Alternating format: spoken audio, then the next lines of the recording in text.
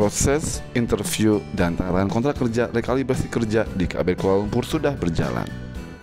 Tonton sampai habis biar nanti saat datang semuanya berjalan dengan lancar. Jom kita lihat cerita Ricky. Halo my friend, Assalamualaikum. Apa kabar? Ketemu lagi dengan saya Ricky di channel Cerita Ricky.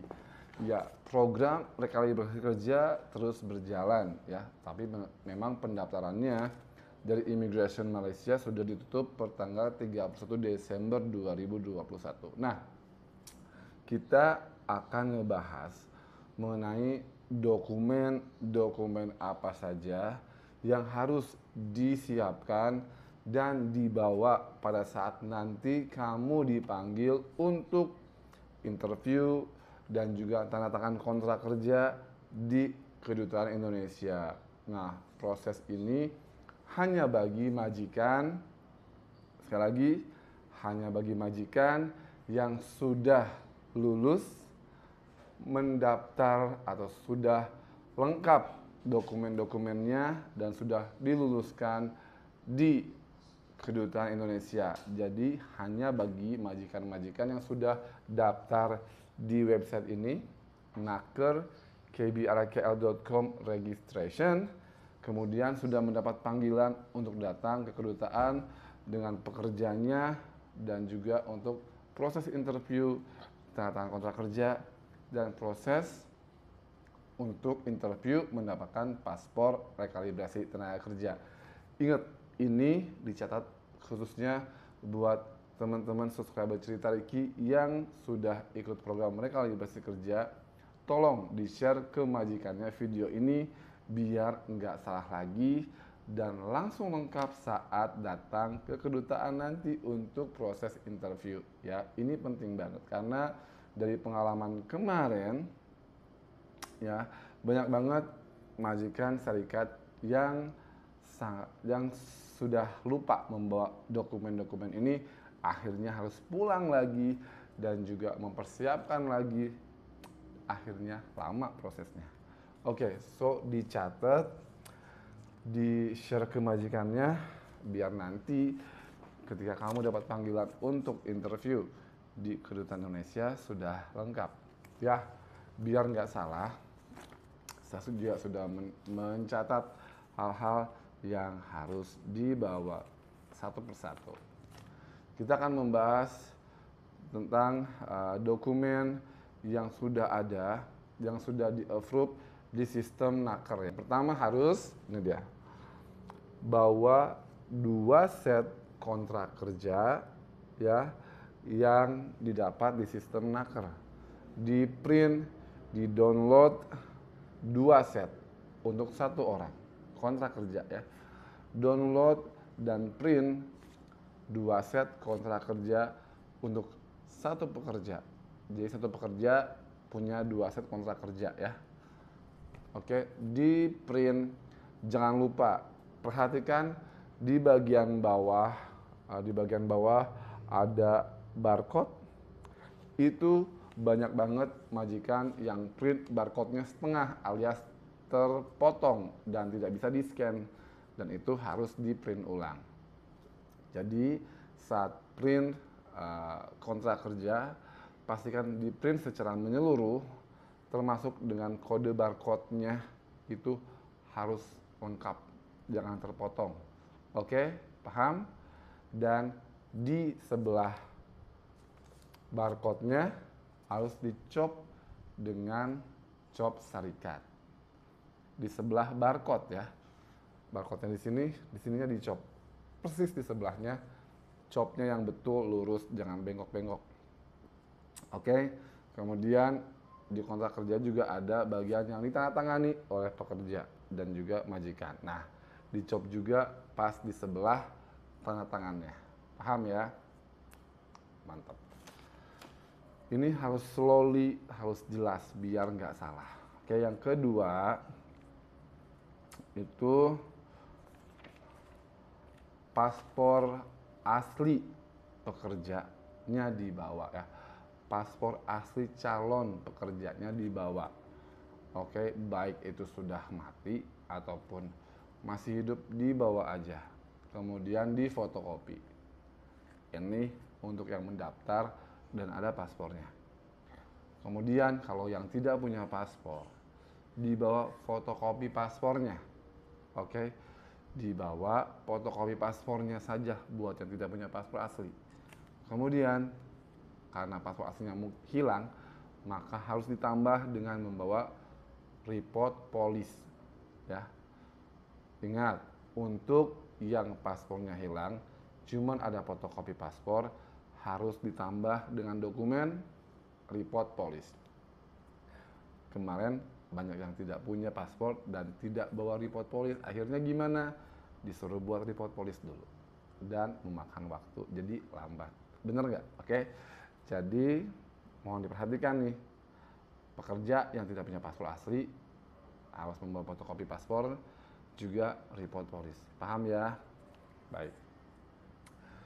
Dan dokumen selanjutnya adalah IC majikan plus fotokopinya dibawa kalau yang datang majikannya langsung.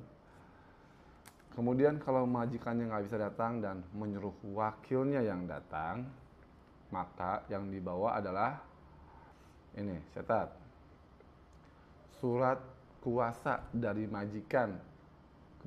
Ya, jadi ada surat dari majikan yang isinya tentang dia mewakilkan kepada siapa, namanya tulis, nomor IC-nya ditulis, oke, yang mewakili.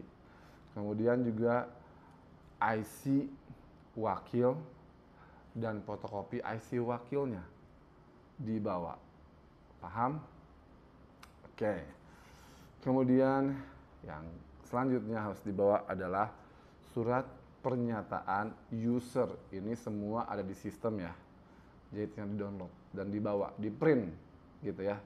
Jadi jangan datang dengan membawa badan aja, katanya udah ada di sistem semua, tidak ya, tetap harus dibawa, di print. Oke. Surat pernyataan user ini isinya tuh mengenai data dari majikan, nama majikan, nomor IC majikan, alamat majikan, pokoknya mengenai majikan isinya. Paham pasti ya, yang udah daftar di sistem pasti paham. Oke. Dokumen selanjutnya yang wajib dibawa saat interview di kedutaan untuk rekalibrasi kerja adalah surat pernyataan pekerja, ya, surat pernyataan dari pekerja yang akan ikut rekalibrasi. Ini yang isi adalah pekerja. Dan yang tanda tangan pun pekerja, bukan majikan atau wakil majikan. Ya. Banyak terjadi di lapangan yang isinya pekerja, yang tanda tangan majikan. Enggak sinkron. Akhirnya kenapa? Disuruh buat baru lagi. Jadi ingat, untuk surat pernyataan pekerja diisi oleh pekerja, ditanda tangan pun oleh pekerja. Bisa, oke ya.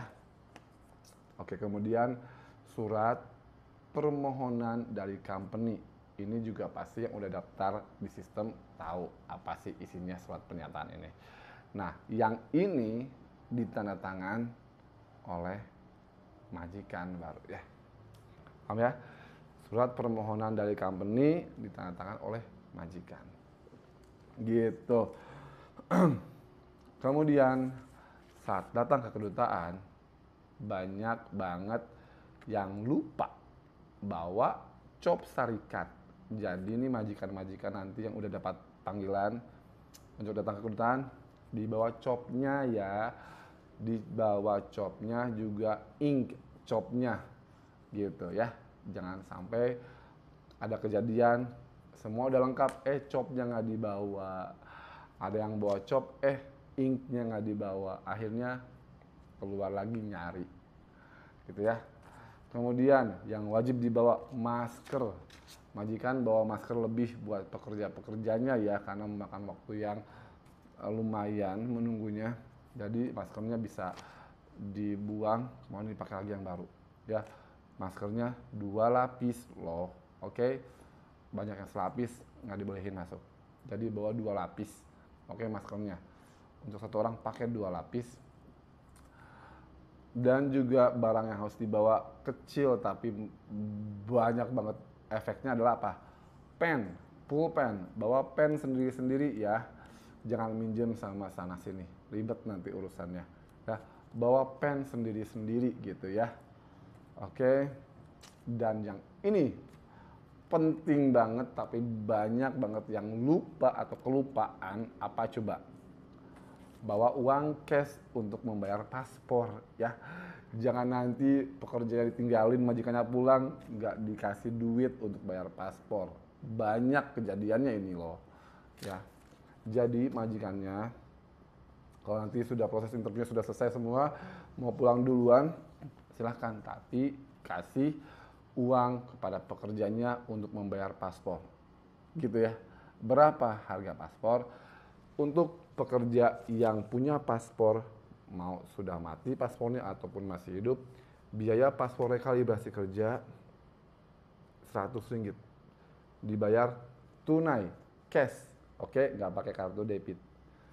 Kemudian untuk yang datang hanya membawa fotokopi paspor karena paspornya hilang dan ada report polis, nanti paspornya harus bayar 385 ringgit.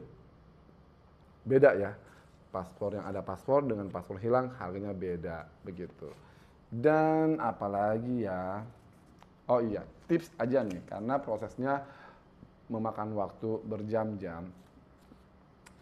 Usahakan pekerjanya dibekelin makanan seperti bawa air mineral dan juga roti ataupun makanan ringan ya. Dan kalau mau datang ke kedutaan, pastikan sudah pada sarapan pagi.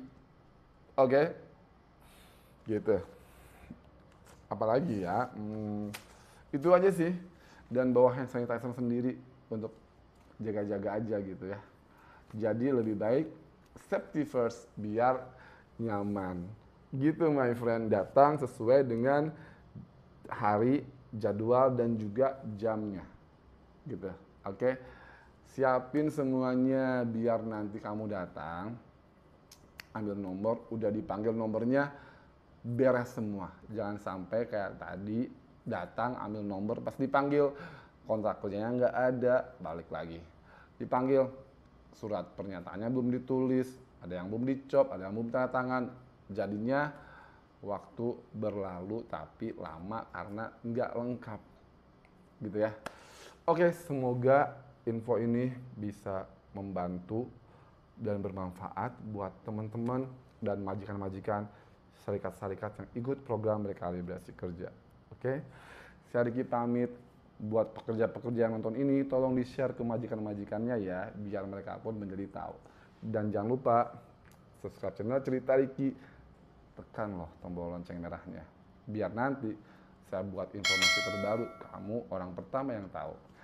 Saya Riki pamit. Assalamualaikum. Bye.